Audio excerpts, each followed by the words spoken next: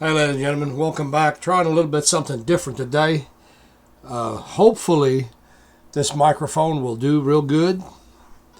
Better than the other one. Anyway, we've got us a Hyundai Elantra, a 2013 to be exact. Got us a crankshaft position sensor A circuit history code. Range performance.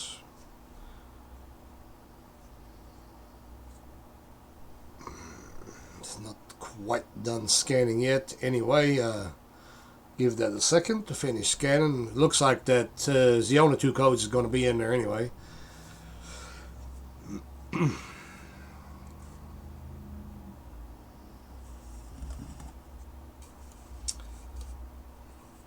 As you can see, I started today with desktop recording. I'm remoting the Zeus, so that's what's going on. Thinking about it a long time, but anyway, that is the two codes that are going to be in it, fairly certain. Let me pause you up. This is taking a long time. Alright, as soon as I said let me pause you up, it actually finished. So since I'm on radio frequency channel failure, we don't care about that. So really, the only two codes that we got in there, P0335, P0336. Well, let's see what Snap-on has bundled here. No TSBs related to this. Top repairs for P0336 is replace the crankshaft position sensor. I'm going to have to pause you up for just a second because I'm going to have to look up. That vehicle was here not too long ago, and I'm not exactly remembering what exactly I did to it. So, give me a second. Yes, actually, I do remember that. Now that, well, I remember that I looked it up, and I remember it now, because that hasn't been too long ago. But what we also had, we did check the crank signal on that, and it was actually fine. There was no glitches or anything like that in it. We had a P0301 and a P0304 in there as well. So that being said, we did notice on that vehicle, if memory serves me right, I did a video on it, and we've verified, basically was shown that the number 4 coil was in fact smoked on it, not contributing at all. A while ago when I drove it in, I didn't see anything, or I didn't feel anything that would lead me to believe that there is a issue with a coil this time around. So, pause you up for just a second, and we'll go straight into the data. I guess one of the questions in everybody's mind right now is, did I make a mistake? No, I don't think so. Synchronization, actually this is smart data, what they consider smart data anyway. The cam and crank synchronization, it's actually on. If it wasn't, it would throw a code for that. Now I did start the vehicle up, obviously, as you can tell. So hang on just a second. Actually going through there and looking at freeze frame data, at least that's what I was thinking I'm going to do. So there is no freeze frame data, so still got the both of these codes in there. I did unplug the coils just a minute ago, all 4 of them, and well, there really wasn't anything there to make me say, okay, there's a coil bad or something like that. As we can see, there is no misfires present.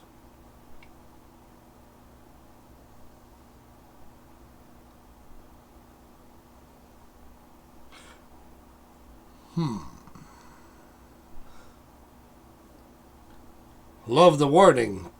Total counter of emissions relevant misfiring of cylinder 2. Now here we got total counter of catalyst damaging misfire of cylinder number 2.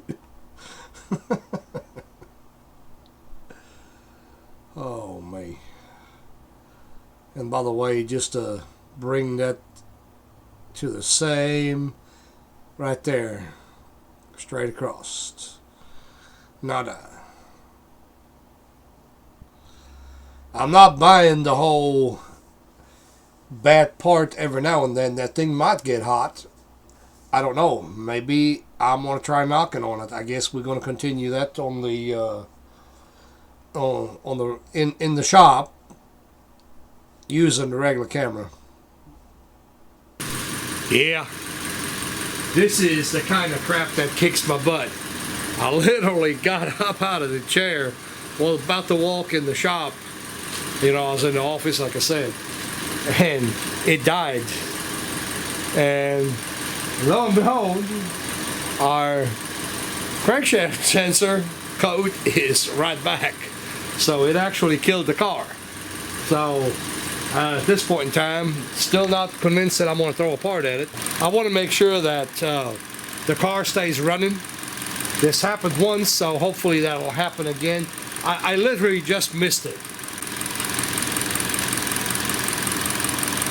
It's one of the things where you kind of want to keep the camera running, but our P0335 is right back. So I'm going to go ahead and kill that code.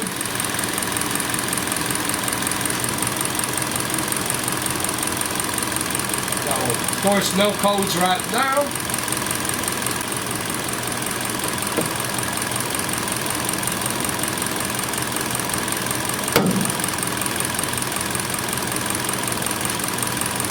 I'm thinking, I don't know what I'm thinking just yet. I think I'm gonna do a little bit of tapping, and I think I'm gonna do a little bit of wiggling and see if there may be a problem, but it could literally be the sensor having an internal failure. The reason I want to do some wires, I just called the customer actually a minute ago, and they were actually telling me that it happened when they went over the railroad tracks, or immediately after, whatever. So, you know, I want to tap on that a little bit. Of course, it can be, you know, it could be other places though. You know, the voltage feed going into it, it can be that, you know, I mean, shoulda, coulda, woulda. Start somewhere, I guess. Alright, so it's Houston, we have a problem. Sensor signal, not dropping out. Sensor supply, not dropping out.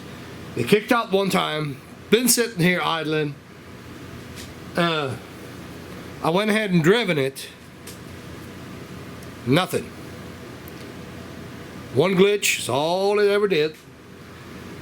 Customer wants car fixed. They don't care. They don't want it to happen again, so what do? Well, long and short of it, it's going to get a sensor. I wiggled the wires, the red and green wire. There is a plug. I'll show you here in a little bit. Crankshaft position sensor. You got this little clip that's on a metal bracket. It sits between the transmission and the oil filter. You cannot miss it. Cannot miss it.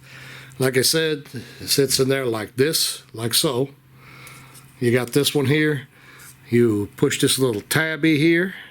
That releases it from the metal bracket. It's got the plug-in, 2 wires, red and green up here.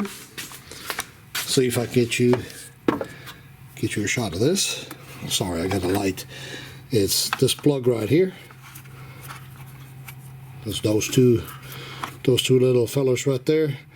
The connector is good. There's nothing, no terminal spread, anything like that. You want a case like this here, we want to verify that too. I'm going to say the sensor is glitching. It does happen. No one else to do. Well, that's not going to be one of them more proud videos, but it is what it is. So I've got to do something. So the story has changed a little bit.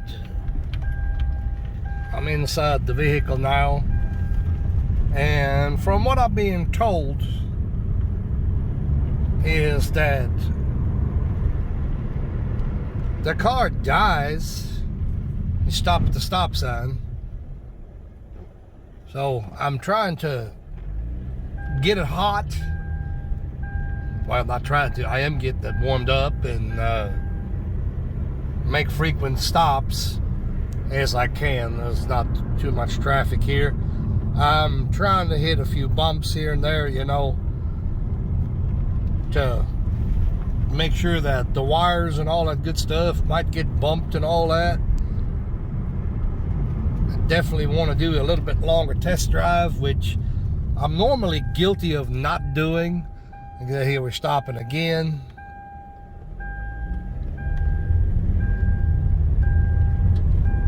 So, a lot of times really I don't really test drive the way I should.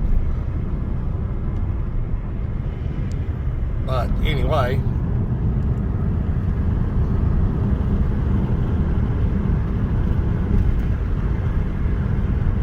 it's a pretty bumpy road here, as you can tell by the camera.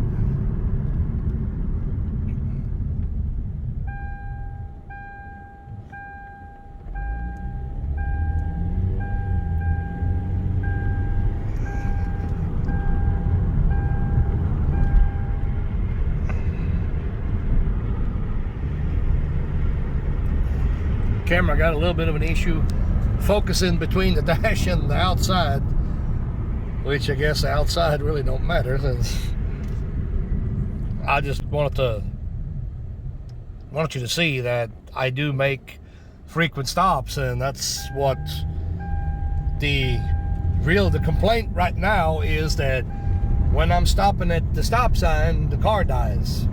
Does it all the time. So I was not told that before. They may have said that. If they did, I didn't catch that part. But anyway, this is pretty bumpy right here. That's a good road to take when you have a suspicion of any kind of wiring issues.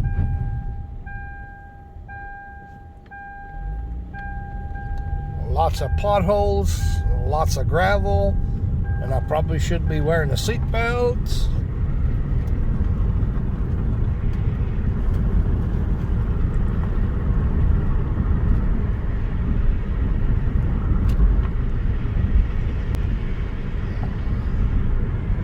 If you look at the road, it's ups and downs, and it's pretty bumpy. So I mean,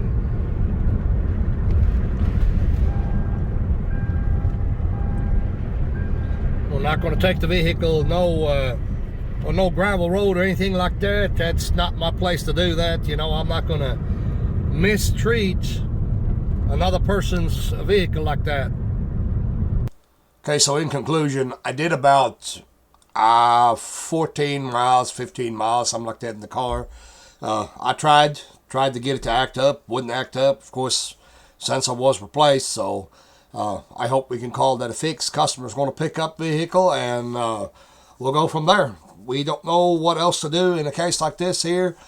You know, the labor time will outweigh the cost of the quote unquote repair.